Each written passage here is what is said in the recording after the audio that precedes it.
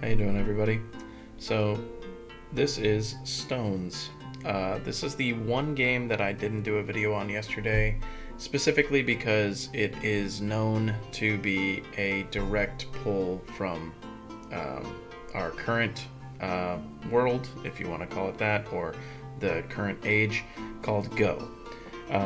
So my explanation is going to be very brief. I will definitely emphasize looking up the proper strategies to play Go if you are interested in actually delving into the full deep dive on how to beat me at Stones, if you'd like to. So the first thing I'm going to highlight is that I took this Go board and I kind of sectioned it off. So these gray stones kind of indicate the edge of a new board, so you have to think about it that way. So this inner 9x9 grid would be a beginner level board. If you expand that out to be 13x13, which is highlighted by these large dots, then that would be the advanced board, and then the full board, which is 19x19, is the expert board. So that's just to explain what these little gray stones are. Just pretend they don't really exist. But I'm going to go over some of the basic rules of how Go works, or Stones works. So from here on out, I will refer to it as Stones. But I will be using the Go terminologies that I can remember from the explanations I was able to look up. So the main objective of this game is you're attempting to use your pieces to claim territory on the board. So your objective is to make it where your pieces are the primary thing surrounding either the edge of the board or, surrounding other pieces. And we'll get to capturing in a second. But in this circumstance, if these 5 white pieces were here, then this player would receive points equal to the crosshatches that are inside at the end of the round, which in this case, it would be 4 points. And again, I'm using the small boards example because it is much easier to explain. Now, about pieces. So each player is allowed to put 1 stone on the board, alternating back and forth until both players pass. So the way that the game is structured is a player is able to say, I don't want to place a stone this turn, I pass, because they feel like they're in a strong enough position where the other player is not able to overwhelm them. And when both players pass, then that results in the end of the game and you tally up points. Now, what happens is each piece you put down has 4 liberties. So the 4 liberties, or 2 liberties, or 3 liberties, based on where you place them. So the liberties are directly how many lines are not occupied from the center crosshatch. So if you were to place this piece here, this piece would only have 2 liberties, since there are only 2 outside lines stretching out from its point. If this piece was here, which is on the edge of the board, you have to think about that, then it would have 3 liberties, because there are 3 points coming out from its crosshatch. And then if it's here, then it would have 4 liberties. Now, if at any point a piece is surrounded on all sides, so it has no liberties left, then that piece in the middle is captured by the other player and taken into their bowl. This will count towards scoring later, because the player at the end, when they're calculating their territory, that territory has all the points minus how many of their pieces were captured by the other player. Also, you can't legally move into a space with no available liberties.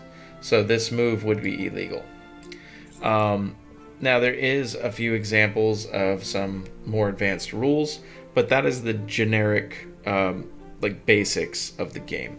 So when you want to move into the more advanced rules, you would be looking at this rule, which is called Co, and this rule, which has a proper name, but it's just referred to as mutual life.